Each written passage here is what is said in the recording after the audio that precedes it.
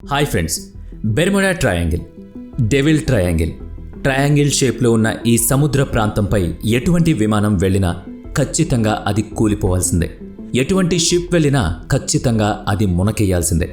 అంతేకాదు, ఆ ప్రాంతంపై పక్షులు ఎగిరినా కూడా ఈ ట్రయాంగిల్ ప్రాంతం లాగేసుకుంటుంది. ఆ ప్రాంతంపై ఏది తిరిగితే అది సముద్రంలో కలిసిపోతుంది. అసలింతకీ ఈ బెర్ముడా ట్రయాంగిల్ ఎక్కడుంది? ఎందుకు ఆ ప్రాంతంపై వెళ్లే వాటన్నిటినీ లాగేసుకుంటుంది? దీని వెనుక ఉన్న సీక్రెట్ ఏంటి? సైంటిస్టులు ఎందుకు ఆ సీక్రెట్ను ఛేదించలేకపోతున్నారు? ఈ విషయాలన్నీ మీరు తెలుసుకోవాలనుకుంటే ఈ వీడియోని ఎక్కడ స్కిప్ చేయకుండా పూర్తిగా చూడండి.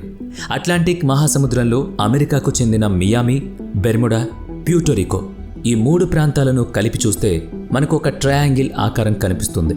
అందుకే దీన్ని బెర్ముడా ట్రయాంగిల్ అని పిలుస్తారు. ఈ ట్రయాంగిల్ షేప్లో ఉన్న లోపలి ప్రాంతంలో ఏ రహస్యం ఉందో తెలియదు, కానీ ఆ ప్రాంతంపై విమానాలు వెళ్ళినా, షిప్లు వెళ్ళినా, ఆఖరికి పక్షులు ఎగిరినా కూడా అవన్నీ ఈ ట్రయాంగిల్లో కలిసిపోతున్నాయి. ఈజిప్ట్ పిరమిడ్స్ నిర్మాణం ఎంత నమ్మదగిందిగా ఉందో ఈ బెర్ముడా ట్రయాంగిల్ కూడా అంతే.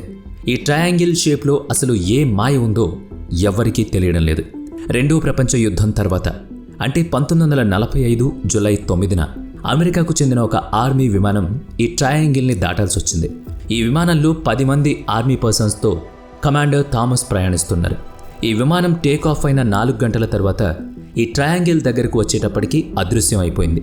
అయితే ఈ విమానం కనిపించకుండా పోవడానికి విమానంలో ఎటువంటి టెక్నికల్ ఇష్యూ లేదు, కానీ కనుమరుగైంది. పోనీ సముద్రంలో ఈ విమానం కూలిపోయిందని చూస్తే దాని ఆనవాళ్లు కూడా ఎవరికీ కనిపించలేదు.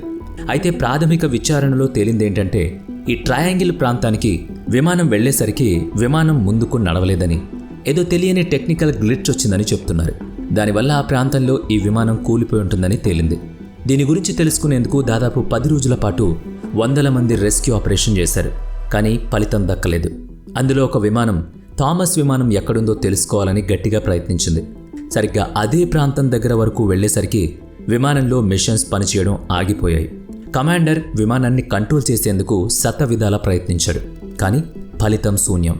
మరొక పైలట్ కూడా ఆ ప్రాంతం దగ్గరకు వెళ్లేసరికి అందులో ఉన్న కంపాస్ పనిచేయడం మానేసింది. తిరిగి వెనక్కి వెళ్లేందుకు ప్రయత్నించాడు. కంపాస్ పనిచేయడం లేదు కదా. సూర్యుడిని చూసుకుంటూ ఫ్లోరిడా ఎయిర్పోర్ట్కు బయలుదేరాడు. కానీ కాసేపటికి క్లైమేట్ మారిపోయింది. ఫ్లోరిడా ఎయిర్పోర్ట్కు ఇన్ఫర్మేషన్ ఇచ్చారు. విమానం తిరుగుతూనే ఉంది. ఫ్యూయల్ కూడా అయిపోవచ్చింది. కాసేపటికి విమానం ఒక్కసారిగా ఊగిపోయింది. మరోపక్క ఒక రెస్క్యూ ప్లేన్ ఈ విమానం ఉన్న దిక్కుకు బయలుదేరింది. కొన్ని రెస్క్యూ షిప్లు కూడా ముందుగా అక్కడకు చేరుకున్నాయి. కానీ వేగంగా ఊగిపోయిన విమానాన్ని ఒక్కసారిగా బెర్ముడా ట్రయాంగిల్ వైపు వెళ్ళింది. ఇక అక్కడి నుంచి ఏమైందో, ఎలా మాయమైందో జాడ మాత్రం తెలియలేదు. విమానం మాత్రం ఒక్కసారిగా అదృశ్యమైపోయింది. ఈ ఘటన జరిగిన తర్వాత బెర్ముడా ట్రయాంగిల్ దగ్గర ఏదో జరుగుతుందన్న విషయాన్ని మాత్రం సైంటిస్టులు అర్థం చేసుకున్నారు. ఇదే కాదు, ఆ తర్వాత ఆ ప్రాంతంలోకి వెళ్లిన విమానాలు, ఓడలు ఒక్కొక్కటిగా కనుమరుగయ్యాయి.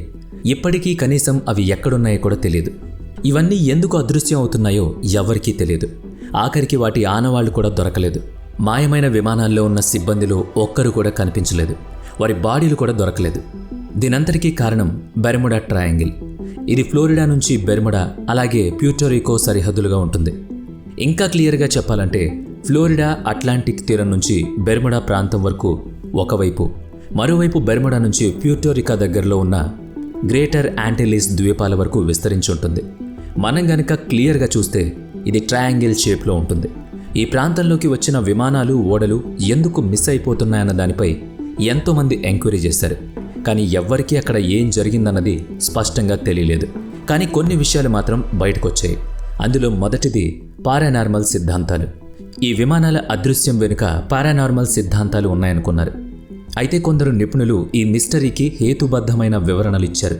పైలట్లు అగోనిక్ లైన్ను నిర్లక్ష్యం చేయడం వల్ల నావిగేషన్ లోపాలు వచ్చాయని, దానివల్ల విమానాలు ప్రమాదాలకు గురవుతున్నాయన్నారు. అంతేకాకుండా ఈ ప్రాంతంలో తుఫాన్ల ప్రభావం ఎక్కువగా ఉంటుంది, కాబట్టి అటుగా వెళ్లే ఓడలు ఆ ప్రాంతంలో మునిగిపోయేవని కూడా కొన్ని సిద్ధాంతాలు పుట్టుకొచ్చాయి. అలాగే ఈ ప్రాంతంలో తుఫాన్ తీవ్రత కారణంగా ఓడలు, విమానాలను అదృశ్యం చేసే సామర్థ్యం గల రోగ్ వేవ్స్ ఏర్పడుతున్నాయనేది మరో కారణం. 100 అడుగుల ఎత్తున చేరుకునే రోగ్ వేవ్స్ ఓడకు సంబంధించిన ఏవైనా ఆధారాలను పూర్తిగా నాశనం చేయగలవు. మరోపక్క బెర్ముడా ట్రయాంగిల్ ప్రాంతానికి వెళ్లే విమానాలు, ఓడలు మునిగిపోతుండడంతో ఎవ్వరూ అటుపక్కగా వెళ్లడం మానేశారు. ప్రపంచమంతా ఈ ట్రయాంగిల్ను డెవిల్ ట్రయాంగిల్ అని పిలవడం మొదలుపెట్టింది. ఈ ట్రయాంగిల్పై ఎన్ని ఊహాగానాలున్నప్పటికీ వాస్తవం, కల్పనల మధ్య తేడాలను గుర్తించడం ఇప్పటికీ కష్టంగానే ఉంటుంది. ఫలితంగా బెర్ముడా ట్రయాంగిల్ ఇప్పటికీ వీడని మిస్టరీగానే మిగిలిపోయింది.